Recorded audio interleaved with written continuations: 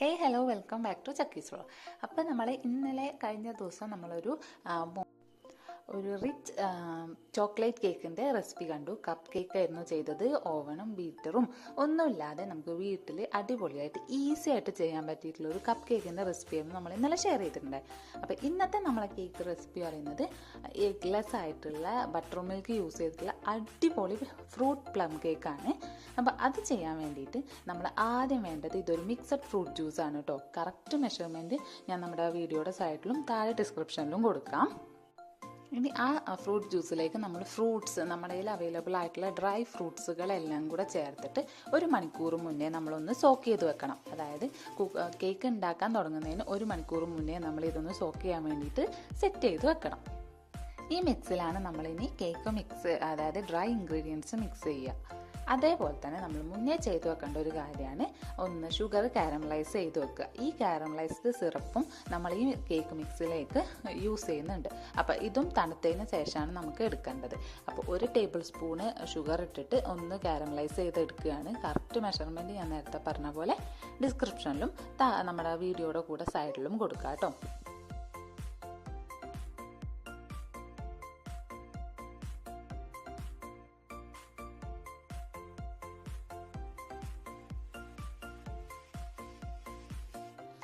Caramelise ചെയ്യുമ്പോൾ പ്രത്യേകം ശ്രദ്ധിക്കണം. ഫ്ലെയിം നമ്മൾ വളരെ ശ്രദ്ധിച്ചിട്ട് വേണം ഇടാൻ വേണ്ടിയിട്ട്. കൂട്ടിയും കുറച്ചും നമ്മൾ അഡ്ജസ്റ്റ് ചെയ്തിട്ട് തന്നെ ചെയ്യണം. ഇല്ലാന്നുണ്ടെങ്കിൽ ഷുഗർ ബേൺ ആയി പോയിട്ടുണ്ടെന്നുണ്ടെങ്കിൽ നമ്മുടെ കേക്കിന് ഫുൾ ആ ടേസ്റ്റ് ആയിരിക്കും വരിക.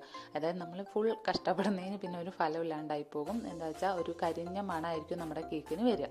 അപ്പോൾ അത് നമ്മൾ പ്രത്യേകം ശ്രദ്ധിക്കണം. ഇനി ഷുഗർ സിറപ്പും കൂടെ തയ്യാറാക്കി കഴിഞ്ഞിട്ടുണ്ടെങ്കിൽ ഇത് തണുക്കാൻ വേണ്ടിയിട്ട് എടുത്തു വെക്കണം.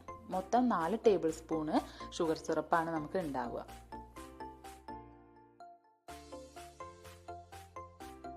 അതേപോലെ നേരത്തെ സെറ്റ് ചെയ്ത് വെക്കേണ്ട ഒരു കാര്യമാണ്, ഒരു 1/2 കപ്പ് പാലിലേക്ക് ഒരു ടീസ്പൂണിൻ്റെ അടുത്ത് വിനാഗിരി കൂടി ചേർത്തിട്ട് നമ്മൾ ബട്ടർ മിൽക്ക് റെഡിയാക്കി വെക്കണം.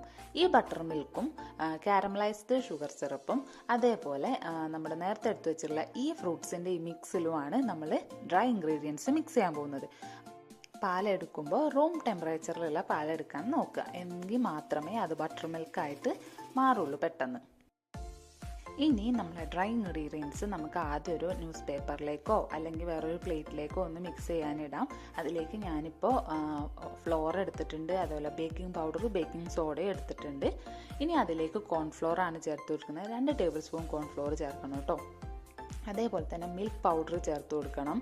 പിന്നെ സിനമൺ പൗഡർ, ജിഞ്ചർ പൗഡർ, അതേപോലെ കാർഡമം പൗഡറും കൂടി ചേർത്ത് കൊടുക്കണം. ഇതെല്ലാം ഇപ്പോൾ ഈസി ആയിട്ട് എല്ലാ മാർക്കറ്റിലും അവൈലബിൾ ആണ്. ഒരു വട്ടം ഇൻവെസ്റ്റ് ചെയ്തിട്ടുണ്ടെങ്കിൽ നമുക്കത് ഒരുപാട് കാലം യൂസ് ചെയ്യാവുന്നതാണ് കേട്ടോ. ഫസ്റ്റ് കുറച്ച് കോസ്റ്റ്ലി ആണെങ്കിലും നമുക്ക് ഒരുപാട് കാലം ഉപയോഗിക്കാം. ഇനി നമ്മളത് എല്ലാം നന്നായിട്ടൊന്ന് മിക്സ് ചെയ്ത്, അതായത് ഒരു അരിപ്പയിലൂടെ അരിച്ചെടുത്തിട്ട് കുറേശ്ശെ ആയിട്ട് നമ്മുടെ ഈ മിക്സിലേക്ക് ഇട്ടിട്ട് നന്നായിട്ട് മിക്സ് ചെയ്തെടുക്കുകയാണ് വേണ്ടത്.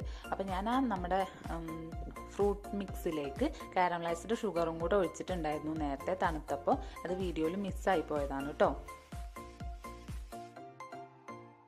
ഇനി പൊടി കുറേശ്ശെ ഇട്ടിട്ട് നന്നായിട്ട് മിക്സ് ചെയ്തെടുക്കുക. മൊത്തം ഒരുമിച്ച് ഇട്ടിട്ടുണ്ട് എന്നുണ്ടെങ്കിൽ നന്നായിട്ട് മിക്സായി കിട്ടില്ല. അതേപോലെ കുറേശ്ശെ ബട്ടർ മിൽക്കും കൂടെ ഒഴിച്ചിട്ട് വേണം നമ്മൾ മിക്സ് ചെയ്തെടുക്കാൻ വേണ്ടിയിട്ട്. അല്ല, നമ്മളിത് ബ്ലെൻഡറോ ഒന്നും ഇല്ലാണ്ട് മിക്സ് ചെയ്യുന്നതുകൊണ്ട്, കൈ ഉപയോഗിച്ചിട്ട് തന്നെ ചെയ്യുന്നതുകൊണ്ട് കുറച്ച് ബുദ്ധിമുട്ടായിരിക്കും ആദ്യം. അതുകൊണ്ടാണ് കുറേശ്ശെ പൊടി ഇട്ട് മിക്സ് ചെയ്യാൻ വേണ്ടിയിട്ട് പ്രത്യേകം പറയുന്നത്. ഓൾറെഡി നമ്മുടെ മിക്സിൽ ഒരുപാട് ഫ്രൂട്ട്സൊക്കെ ഉള്ളതുകൊണ്ട് നമുക്ക് കുറച്ച് പാടായിരിക്കും, എങ്കിലും വലിയ കുഴപ്പമുണ്ടാവില്ല.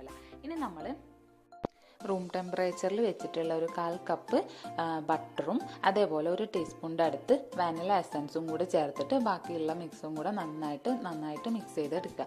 അപ്പോൾ പാലല്ല ബട്ടർ മിൽക്ക് നമ്മൾ ഒഴിക്കുമ്പോൾ നമ്മുടെ കൺസിസ്റ്റൻസി കറക്റ്റ് ആവുന്നതിനനുസരിച്ച് വേണം ഒഴിച്ചെടുക്കാൻ വേണ്ടിയിട്ട്. അപ്പോൾ മൊത്തം 1/2 കപ്പ് പാൽ ആവശ്യമില്ല എന്നുണ്ടെങ്കിൽ മൊത്തം ഒഴിക്കേണ്ട ആവശ്യമില്ല. ഇനി നമ്മൾ ഈ മിക്സ് ഒരു 7 ഇഞ്ച് ബേക്കിംഗ് ട്രേ ആണ് ഞാൻ എടുത്തിട്ടുള്ളത്. അപ്പം ഇങ്ങനത്തെ ട്രേ ഉപയോഗിക്കുന്നത് എന്താ വെച്ചാൽ നമ്മൾ ഓവനിലല്ല കുക്ക് ചെയ്യുന്നത്, നമ്മുടെ സ്റ്റൗവിലാണ് കുക്ക് ചെയ്യുന്നത്, പാനിലാണ് കുക്ക് ചെയ്യുന്നത്. അപ്പോൾ ഇങ്ങനത്തെ ട്രേ ഉപയോഗിക്കുക, ഓവനിലല്ലാതെ കുക്ക് ചെയ്യുന്നവരും.